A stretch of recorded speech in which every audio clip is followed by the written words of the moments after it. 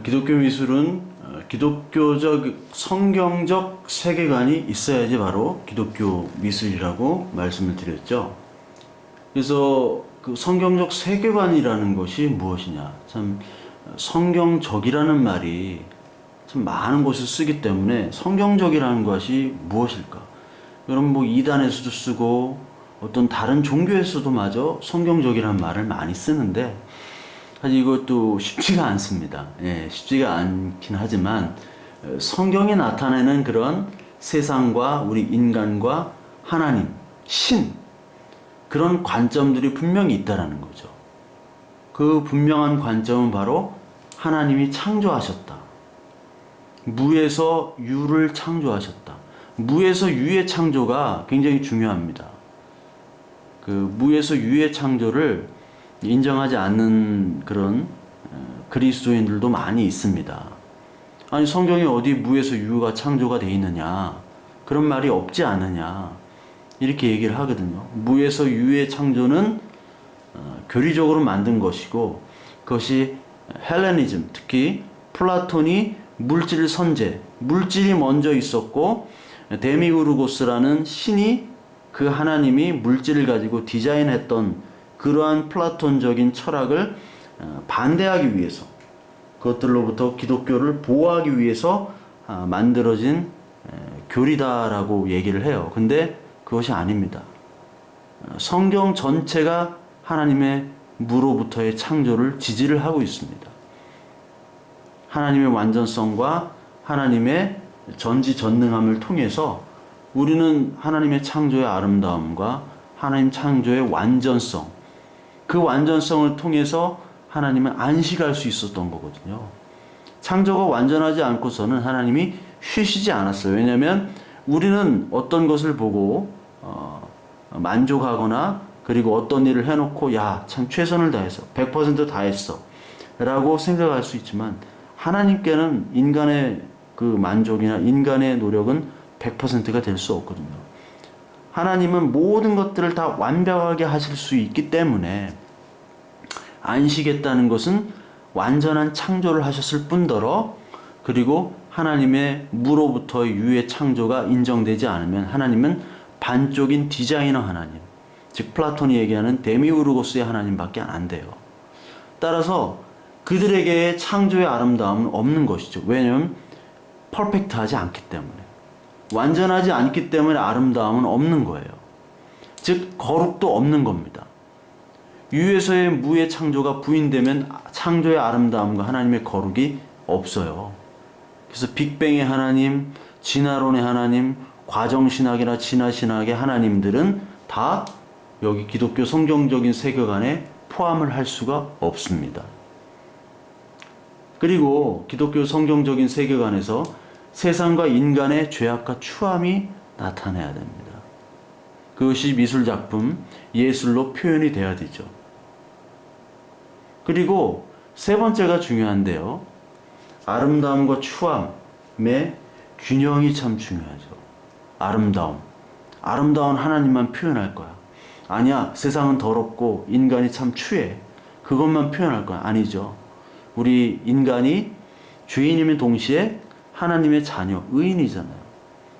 아무리 자녀가 사고치고 정말 개망나니 같은 짓을 한다 하더라도 그 아들이 내 자녀임을 변화가 없는 겁니다. 그 사실에는 변화가 없어요. 하나님의 자녀임을 우리는 변화가 없어요. 그 사실에. 우린 하나님의 자녀입니다. 그렇죠? 하나님의 자녀인데 우리에게는 아직까지 죄악의 본성들이 많이 남아있고, 하나님 믿지 않는 사람보다도 더 어떻게 보면 악할 때가 많이 있어요. 도덕적으로 판단할 때는. 그러나 하나님 나라의 법, 세상 법이 아닌 하나님 나라의 법에는 의미, 우리는 하나님의 자녀입니다. 자녀를 키워보신 분들은 알 거잖아요. 뭘 보더라도 남의 집 자식이 훨씬 더 뛰어나고 말도 잘 듣고 더 이뻐요. 그런데 그 남의 집 자식이죠. 내 자식이 아니죠. 내 자식이 아무리 부족하고 연약하고 병 걸리고 그래도 내 자식인 거예요. 아무리 속을 썩이고 아무리 죄악을 저질러 가지고 감옥살이를 한다 하더라도 사랑스러운 내 자녀인 겁니다. 그러나 동시에 그 안에 죄악과 하나님을 떠나려고 하는 불순종, 그 사이의 균형들을 미술로 표현한다는 것. 이것이 굉장히 사실 아름다운 것이고, 그것들이 하나님의 복음의 말씀이 도구로서도 사실 이용이 됩니다. 사실 이 성상 숭배를 가지고 이 상을 만드는 것이 하나님의 복을 모르는 이방인들에게 이 성상 그리고 성화가 도움이 된다라는 측면과 아니다, 도움이 되지 않는다는 측면과 참 격렬하게 많이 싸웠거든요. 격렬하게 많이 싸웠는데 지금도 어떻게 보면은 그런 어떤 싸움들이 지금도 좀 벌어지고 있긴 해요. 근데 우리가 기독교 미술이라는 것을, 기독교 예술이라는 것을 완전히 그냥 개혁교회니까 하나님 말씀만으로 전한다. 이거는 사실 아까도 얘기했지만 전 복음적인 그런 전 인격적인 구원과 복음의 진리가 하나님 온 세상에 드러나는 것에 대해서는 좀 맞지 않지 않나, 그렇게 저는 의견을 피력하고 싶습니다. 이거는 달력에서 나오는 그림들이죠.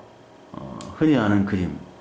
근데 이거를 성화라고 하기는 좀 그렇죠. 예수님의 모습도 그렇고 예수님의 모습은 모르니까 양을 그리는 것. 이게 어떻게 보면 이걸 보고서 은혜를 받을 수도 있습니다. 그렇게 따지면 또 기독교 미술이라고 할 수도 있죠. 그런데 어떻게 보면 또 기독교 미술이 아닐 수도 있어요. 이 뭐 그냥 어떤 잘생긴 백인이 지팡이 들고 양을 돌보고 있구나, 그렇게 볼 수도 있거든요. 전혀 모르는 사람은. 그러니까 이제 현대의 예술은 이게 사실 해석이 더 중요하게 됐죠. 이 텍스트보다 컨텍스트가 훨씬 더 중요한 게 이제 포스트 모던 사회가 되어버렸죠. 후기 포스트 모더니즘은 여러 가지를 또 섞는데 하여튼 이 컨텍스트가 더 중요한 것이 되어버렸습니다. 그러니까 이 어떤 형상을 가지고 이게 그냥 딱 보기에 우리는 야, 기독교 미술이다. 근데 현대 미술에서 이렇게 그리면은 이제 현대 미술가로서의 자격도 없을 뿐만 아니라 교회에서도 이거 싫어합니다. 교회에서 이제 달력을 나눠주는데 요런 거 옛날에는 많이 나눠줬잖아요. 근데 요즘에 요런 거 나눠주면 안 받습니다. 이게 언제적 달력이냐고, 언제적 스타일이냐고. 그러니까 이런 거를 그린다고 하면은 사회에서도 왕따당하고 교회에서도 왕따당해요. 이게 기독교 미술이라고 할 수도 있지만 미술이 아닐 수도 있다라는 거죠. 왜곡된 표현을 할 수도 있다는 거예요. 성경 말씀에 전혀 없는 것들을 이미지화 시켜가지고. 자, 예수 그리스도를 안고 있는 피에타상이죠. 미켈란젤로가 그린. 얼마나 이 르네상스적인 제작적인 미가 있습니까? 이걸 보고 아름다움이 보여지잖아요. 아름다움이. 그 완전히 르네상스적인 제작적인 미, 로고스적인 그런 예술 작품이죠. 이 조각에서 보면 기독교적인 성경적인 예술미가 드러나게 되죠. 예수 그리스도의 죽음. 그러나 이것들을 가지고 또 완벽하게 기독교 미술이다 라고 설명할 수도 없어. 이게 누구지? 모르는 사람들은 이게 누굴까? 엄마고 이게 남편인가 아들인가? 아니면 다른 외간 남자인가? 할 수도 있잖아요. 그러니까 이 기독교 미술이라는 것이 우리가 봤을 때 기독교 성경의 장면을 딱 담았구나 라는 것 가지고 판단할 수가 현재는 없다라는 겁니다. 옛날 중세나 뭐 예전 그 르네상스 시대까지도 기독교 미술이라는 게 딱 정형화가 됐기 때문에 딱 보면 기독교 미술이에요. 그냥 그 당시는 다 미술 예술이 기독교니까 그 기독교의 얘기를 벗어나지 않기 때문에 그런 기독교 미술이라고 얘기를 했지만 지금은 현대 사회입니다. 현대 미술 양식을 기독교 미술이 따라가야 됩니다. 그렇기 때문에 현대적인 관점에 봤을 때는 이것을 딱 기독교 미술이라고 할 수가 없는 거예요. 이건 고야가 그린 1808년도 굉장히 유명한 그림이죠. 이제 프랑스 나폴레옹군이 마드리드로 쳐들어와가지고 양민들을 학살하는 장면인데 이건 기독교와는 관련 없죠. 근데 여기 뭐 교회의 모습들이 좀 보이고요. 여기에 인간의 어떤 잔혹성, 살인하는 것들, 죄악이 들어있죠. 근데 여기에 딱 교회의 모습이 딱 보입니다. 그러니까 하나님은 교회에 상징하고 이 사람들도 다 대부분 배경이 기독교 아닙니까? 그러니까 하나님의 말씀에 하나님의 그 신앙 고백을 하는 그런 사람들이 저지르는 그런 죄악 살인들. 넓게 보면 기독교 미술이라고 할 수도 있겠죠. 이것이. 어떻게 보면 이거 기독교와 예수 그리스도도 없고 양도 없고 그리고 뭐 십자가도 없는데 이게 뭐 기독교 미술이냐. 이걸 보고서 하나님의 은혜 가운데 그 은혜를 떠나서 죄악을 저지르는 그 인간의 모습을 볼 수가 있는 것이죠. 그렇다면 넓은 의미의 기독교 미술은 가능하다라고 할 수가 있겠습니다. 이거는 피카소가 그린 한국 전쟁을 얘기한 거예요. 이게 바로 피카소가 아까 본 이 고야의 이 그림 1808년 5월 3일을 패러디한 것이죠. 이렇게 패러디를 했습니다. 이게 한국입니다. 한국. 한국 사람들을 뭐 본 적은 없겠죠. 피카소가. 근데 이 한국전의 비참함을 얘기를 했고 이 인간의 잔혹성에 대해서 얘기를 했습니다. 물론 아까 이 그림처럼 뭐 이런 십자가나 교회가 없습니다. 그러나 이것을 통해서 인간의 잔혹성을 얘기를 하겠죠. 게르니카 작품과 마찬가지로. 그렇다면 일반 은총적인 차원에서 우리의 죄악을 건드리고 우리의 죄악상을 폭로하는 그런 작품이 되기 때문에 넓은 의미의 성경적인 관점의 기독교 세계관에 포함되는 기독교 미술이 가능하다라고 볼 수가 있는 것이죠. 자, 이거 액션 페인팅의 잭슨 폴록입니다. 잭슨 폴록이 참 너무나 유명한 사람이죠. 이 파리 중심의 미술을 완전히 뉴욕으로 현대 미술을 그 판도를 바꿔버린 사람이 잭슨 폴록인데 액션 페인팅입니다. 막 이 페인팅을 뿌립니다. 뿌려가지고 이렇게 나와요. 근데 이게 액션 페인팅을 하는 친구가 그러는데 이게 쉽게 나오지 않는답니다. 그래서 이런 작품들이 나와요. 이런 작품들이 그냥 번호만 매긴 작품입니다. 이게 미술 작품인데 이런 것들이 수백억 막 천억대의 거래가 되니까 이게 말이 안 되는 거죠. 현대 미술은 그러니까 말이 안 되는 겁니다. 이것을 과연 어떻게 기독교 미술로 해석을 할 수 있을까?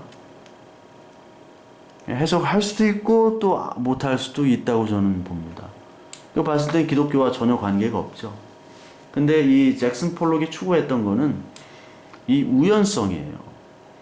우연적으로 표출되는 것을 통해서 나오는 어떤 정형적인 미를 표현하려고 했던 거예요. 이게 막 이렇게 했는데 하고 보니까 어떻게 또 뭐 좀 뭔가 좀 균형이 있는 것 같잖아요. 이게 쉽게 나오지 않는다니까요. 이게 막 뿌리면 될 것 같죠? 안 돼요, 이게. 그럼 뭐 미술하는 사람이 다 이거 따라할게요. 이러한 미가 안 나오거든요. 그러니까 우리가 우연처럼 보이는 우리 인생 속의 사건들이 다 모자이크처럼 조각조각 파편처럼 나눠져 있는데 이것이 하나님의 언약 안에서 이것이 다 끼워 맞춰줄 수 있다라는 것이죠. 그런 식의 해석이 가능하다면 이게 잭슨 폴록은 물론 그런 생각도 가질 수도 있겠지만 여기 안에는 이제 예수 그리스도의 세계관, 성경적 세계관은 없었던 사람입니다. 근데 제가 한번 어떤 친구를 만났냐면 액션 페인팅 하는 친구가 있는데요. 그 액션 페인팅 하는 친구가 이것도 포함해서 이런 것들을 통해서 하나님을 어떻게 표현해야 되나, 기독교 예술인으로서 기독교의 메시지를 어떻게 표현해야 되나, 현대 미술로 이게 굉장히 큰 고민이고 이것들이 쉽지 않은 겁니다. 어떻게 표현을 해야 될까? 그럼 예수 그리스도를 그릴 수도 없는 거고, 지금 현대 미술에서 그런 고민을 할 때 이 잭슨 폴록을 가지고 제가 한번 그 인사이트를 준 적이 있어요. 이 우연성을 하나님의 필연성으로 바꾸는 그런 예술, 그런 액션 페인팅, 그게 어떤 것인지 한번 고민 좀 해보죠. 여기다 뭐 십자가를 그린다는 건 좀 너무 정형화된 것이고, 여기 속에 어떻게 그냥 해석만 할 수 있는 것이고요. 해석이 또 중요하니까 현대미술은. 아니면 정말 우리가 생각하지 못하는 기독교의 상징적인 이미지를 여기다가 표현할 수도 있는 것이고, 의도적으로. 뭐 그 방법은 여러 가지 다양하겠지만 이것들도 기독교 미술로 표현할 수 있는 하나의 어떤 장르가 될 수가 있다라는 겁니다. 근데 이거는 뭐 마르셜 듀상의 샘, 이거는 기독교와 전혀 관계가 없는 거죠. 물론 이 샘이 생수의 근원, 뭐 예수 그리스도 얘기할 수 있지만 우리의 더러움과 이런 것들이 하나님에 의해서, 예수 그리스도에 의해서 생명의 샘으로 바꿀 수 있는 뭐 이런 꿈보다 해몽이 더 좋은 뭐 그럴 수도 있겠지만, 이 마르셀 듀샹이 1917년에 그 만든 요 변기를 떼다가 만든 거죠. 그러니까 이런 현대 미술들의 조형 미술들은 그 기능성을 상실하게 되면 그게 예술이 되는 겁니다. 그러니까 변기를 띄면 더 이상 여기다가 그 쉬를 할 수 없잖아요. 근데 쉬로 할 수 없는 실용성, 그 기능성이 사라지면 예술이 되는 겁니다. 바퀴 자전거 떼다가 자전거 거기 안장이랑 거기 떼다가 뭐 뿔을 만들었던 뭐 피카소처럼 그렇게 돼버리는 거예요. 물론 여기는 뭐 기독교 미술이라 하기에는 좀 그렇죠. 해몽을 좋게 하면, 그러니까 이 사람이 기독교적인 성경적인 그런 의도로 했느냐 안 했느냐에 따라서 현대 미술은 달라질 수가 있습니다. 이걸로도 기독교 미술을 만들 수는 있지만 이거 자체는 아니라는 거죠. 물론 잭슨 폴록 이것도 기독교 미술이 아닙니다. 그러나 이러한 양식을 통해서, 현대적인 그런 양식, 미술 예술 양식을 통해서 그런 조형미와 더불어 기독교적인 세계관을 담을 수 있다라는 것이죠. 그런 많은 시도가 사실 기독교적인 예술가들이 이루어져야 되는 것이고, 거기에 교회의 지원이 사실 필요하다는 것이죠. 그래서 늘 안타까운 게 고흐가 전도사 아니었습니까? 벨기에 탄광을 뭘 말씀을 전했던 전도사인데 그 고흐에게 교회가 지원을 안 했다는 거예요. 관심도 없었고, 교회가 그만큼 어떤 사물과 그리고 하나님의 메시지를 보는 폭이 굉장히 얇고 좁았다는 것이죠. 이 시대 한국 교회가 얼만큼 좁으냐? 너무너무 좁아요, 정말. 그것을 한국 교회 예수 그리스도를 믿으면서 동시에 예술을 하는 분들, 그 미술과 예술을 하는 분들을 좀 큰 교회는 지원하면 안 될까? 저는 그런 생각을 좀 해봅니다. 바넷 뉴먼, 이게 무제, 제목이 없는 겁니다. 근데 이게 487억이라고 하는 이제 487억짜리 그림입니다. 실제로 보면 굉장히 커요. 바넷 뉴먼, 파란색에 줄 하나 흰색 딱 긋고 487억을 받죠. 이게 현대 미술입니다. 그러니까 어떤 순고미, 단순한 심플함을 통해서 어떠한 메시지를 전하는 것이죠. 바넷 뉴먼의 특징입니다. 그러니까 복음은 심플한데 그 심플한 빛하면 이 소크라테스, 동굴, 아래 그 플라톤의 그 동굴의 빛, 이데아의 빛을 또 상상도 되고요. 요한복에 나오는 빛, 창세기에 빛을 만드신 하나님, 그리고 너는 세상의 빛이다, 교회, 예수 그리스도. 이거를 이러한 형식을 통해서 하나님의 복음의 메시지를 또한 나타낼 수가 있겠죠. 바넷 뉴먼 같은 형식을 통해. 그러니까 바넷 뉴먼의 형식을 취할 수도 있고요, 마르셀 듀상의 형식을 취할 수도 있고요, 잭슨 폴록의 형식을 취할 수도 있는 겁니다. 현대 기독교 미술을 가지고 메시지를 전할 수 있는 것이죠. 그래서 예술은 가치 중립적이지 않습니다. 그러니까 작가의 세계관과 가치 정신을 담게 되어 있어요. 그럴 수밖에 없습니다. 특히 이제 현대 영화나 현대 미술 같은 경우는 작가 정신 영화들이 많죠. 우리나라에 뭐 김기덕, 홍상수, 외국에 뭐 안드레이 타르코프스키, 크지스토프 케슬롭스키, 이런 뭐 감독들, 이런 감독들이 다 어떤 작가주의 정신을 담은 감독인데, 특히 예술은 세계관과 작가의 가치를 담게 되어 있어요. 그것을 많은 감상자들이 그거를 이해하고 그거를 받아들이고 그 작가의 가치에 가격과 가치를 부여하는 겁니다. 그래서 이런 그림들이 아무것도 아니죠. 아무것도 아닌데 작가의 가치와 정신을 알면 이게 487억짜리가 되는 거예요. 487억짜리가. 그래서 그 가치 세계관을 어떻게 잘 담는가. 그러니까 미켈란젤로가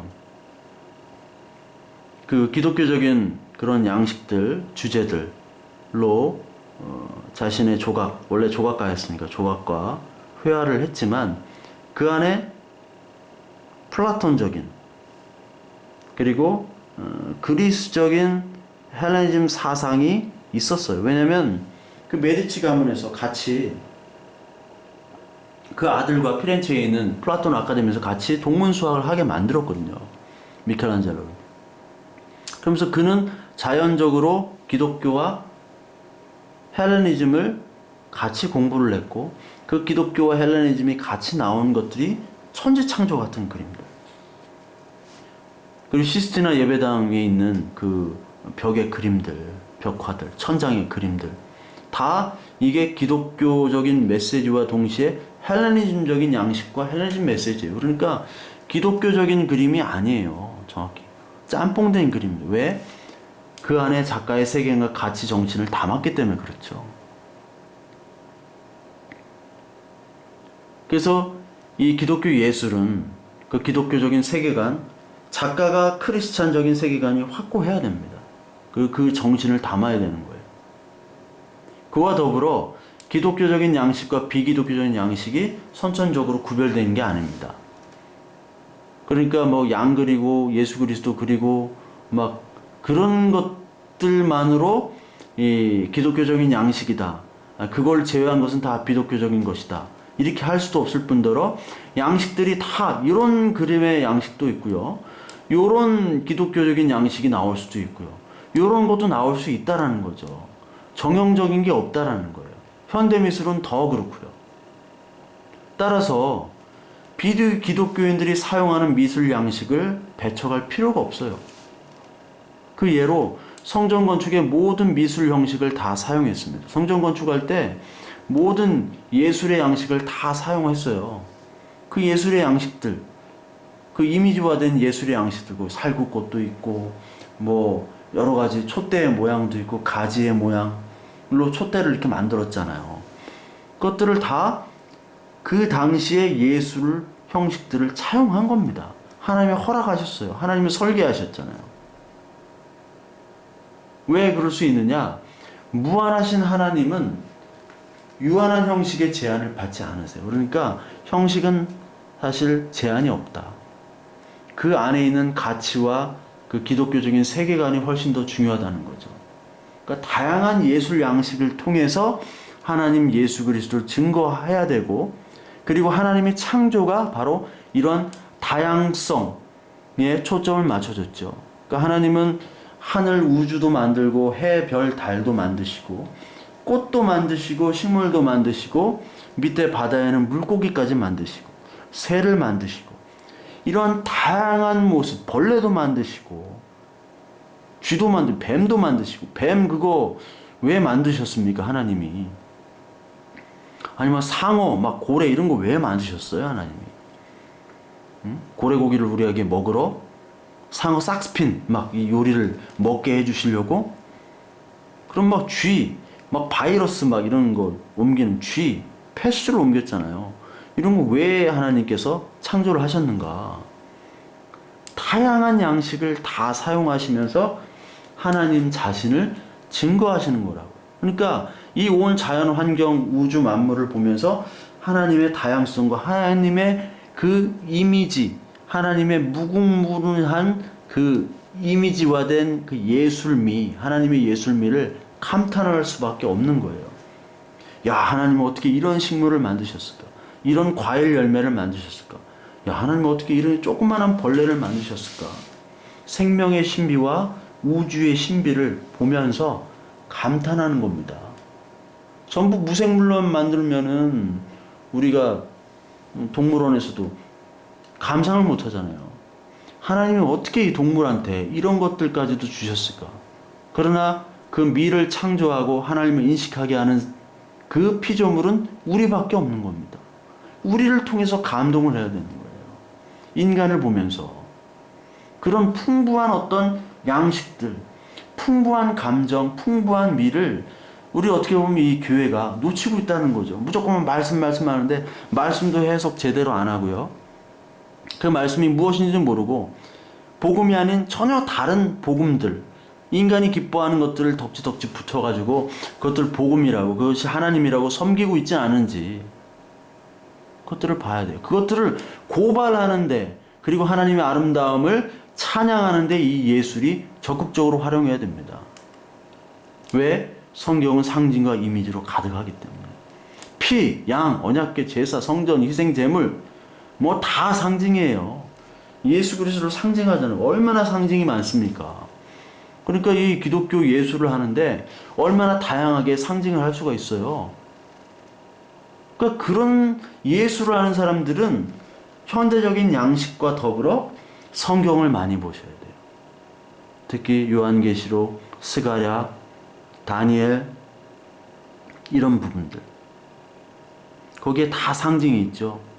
그리고 구약의 부분들, 제사, 언약궤, 이것들을 현대적인 양식으로 그리스도를 상징하는 그런 미술로 충분히 연결시킬 수 있어요. 그래서 예술가들은 성경에 대한 해석을 바로 알아야 됩니다. 바로 알아야 돼요. 그러니까 현대는 그 이미지 추상 예술이 이제 많기 때문에 이런 추상 미술과 우리 성경에 나오는 그런 상징 이미지들을 연결시킬 수가 있죠. 근데 모든 추상 미술을 다 기독교화 시켜서는 또 안 되죠. 안 됩니다. 왜냐하면 여기 보는 것처럼 영지주의적인 경향, 물질 세계를 무시하는 영지주의 경향을 띨 수도 있고요. 그리고 양식은 현대 미술이지만 그 안에 들어있는 메시지가 어떻게 보면 작가에 의해서 왜곡될 수 있는 게 있거든요. 그러니까 성경처럼 보이고 하나님처럼, 하나님 찬양하는 것처럼 보이지만 그것을 비난하는 예술이 될 수 있어요. 비난하는 예술. 그러니까 십자가를 그려놓고 십자가를 조롱하는 것. 그런 예술이 될 수가 있겠죠. 십자가를 조롱하는 것이 아니라 우리 인간의 죄를 고발하는 것이 되어야 되겠죠. 십자가를 조롱할 수는 없습니다. 구원의 능력이고 구원의 힘이기 때문에. 세상 사람들은 십자가를 조롱하지만 기독교 예술인들과 우리는 십자가를 조롱해서는 안 되죠. 예수 그리스도를 부인해서는 안 돼요. 우리 교회 안에 죄가 있고 저와 여러분들 안에 죄악의 모습들이 있지만 그것들은 우리가 비난받아야지 예수 그리스도가 비난받아서는 안 되거든요. 그러니까 안티크리스찬들은 예수도 그리고 뭐 십자가도 하고 교회도 넣고 이런 기독교적인 이미지를 다 사용하면서 기독교를 비난하고 하나님 자체를 조롱하는데 사용할 수 있다라는 거죠. 그래서 그 모든 뭐 하나님, 예수 그리스도, 성경적인 상징이 들어간다고 해서 다 기독교적인 예술이 아니라는 것이고, 또한 일반적인 어떤 계시들, 우리가 흔히 이것을 보고 딱 기독교 미술로 할 수 없는 것일지라도 완전히 기독교 미술이 아니라고 할 수 있는 거예요. 그런 이유 때문에. 그래서 이 개혁교회가 성상 숭배를 우려해서 예술과 회화에 대해서는 소극적이었고, 설교와 음악 중심의 예배 때문에 이러한 그 하나님을 우상화하는 그런 우상이 경계를 했기 때문에 하나님 형상화하는 것에 좀 소극적이었다. 그래서 기독교 예술이라는 게 굉장히 지금까지도 이 개혁교회에서는 굉장히 좀 푸대접을 받고 있다라고 말씀을 드릴 수가 있겠죠. 그래서 이제 하나님이 형상화하는 게 이제 우상이 될 수도 있고, 이것이 때로는 하나님이 예수 그리스도라는 인간의 육신으로 사실 어떻게 보면 형상화된 거거든요. 그래서 그것을 통해서 형상화를 해야 된다라고 그런 근거를 가지고 주장하는 분들도 있어요. 그러니까 이런 것들은 이콘이잖아요. 이콘은 예수 그리스도 성상화했습니다. 이게 사실은 다 금으로 만든 것도 있고요. 모자이크가 색 대리석으로 만든 것도 있고, 그래요. 여러 가지가 있습니다. 이콘이. 아니면 그냥 벽화, 물감으로 그린 것도 있고. 근데 여기다가 금 같은 경우는 빛을 쏘게 되면은 빛이 반사돼서 나오는 그 신비함, 그것을 통해서 요 그림을 숭배하게 됐거든요. 그것을 이제 개혁교회는 우상시하고 그것을 경계했던 것이죠.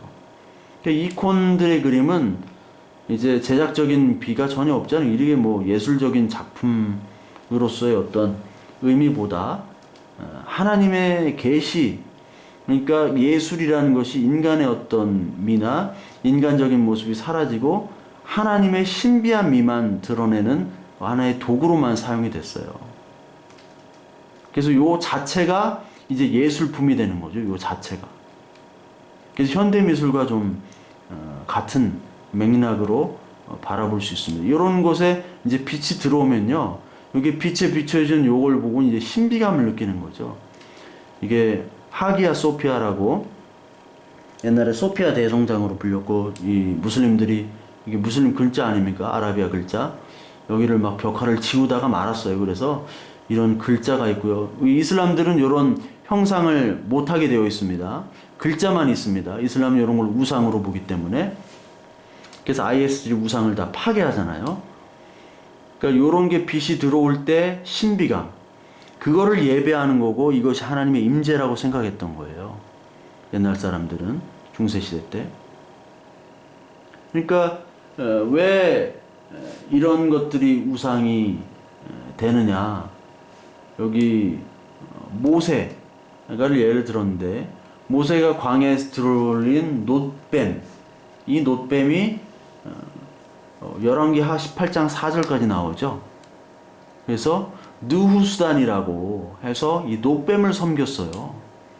그러니까 인간의 죄와 십자가에 달리신 하나님의 형상을 놋뱀으로 상징했죠. 예수 그리스도께서도 이 뱀처럼 내가 들려야 된다 라고 얘기하시죠. 십자가의 죽으심을 얘기를 하셨는데, 그때는 유익했지만 이게 예배의 대상, 숭배의 대상이 돼버렸죠. 놋뱀이.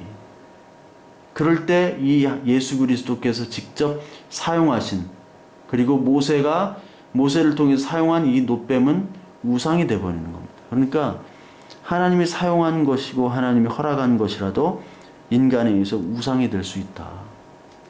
그것이 바로 이 개혁교회가 그런 것 때문에 이런 이콘들을 금지를 했던 것이죠.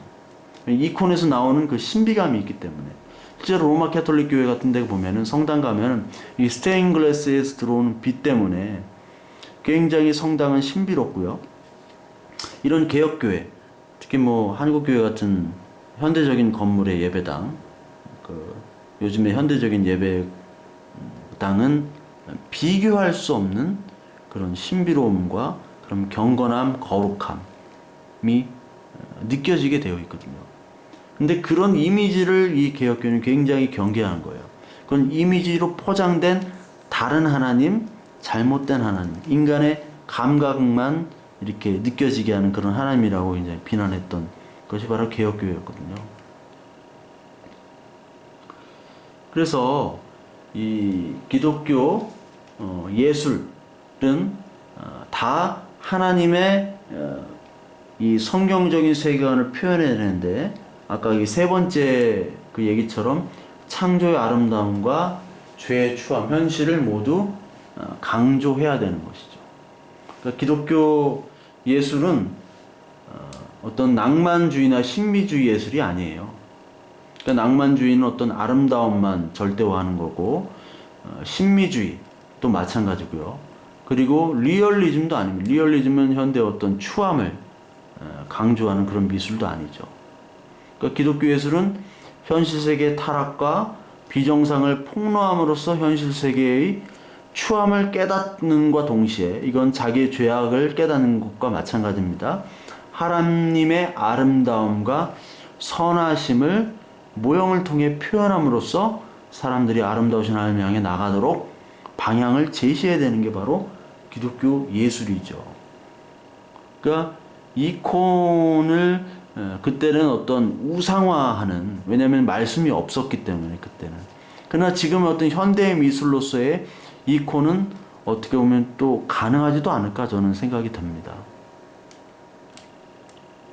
그래서 지금까지 기독교 예술에 대해서 말씀을 드렸는데요. 기독교 예술은 한마디로 얘기하자면 기독교 세계관이 포함이 되어야 된다. 그리고 현대적인 양식과 모든 양식들을 다 포함해야 된다. 이 두 가지. 그리고 추함과 아름다움과 선하심이 같이 표현되어야 되는 것이 바로 세계관을 담은 기독교 미술이다 라고 정의를 할 수 있겠습니다.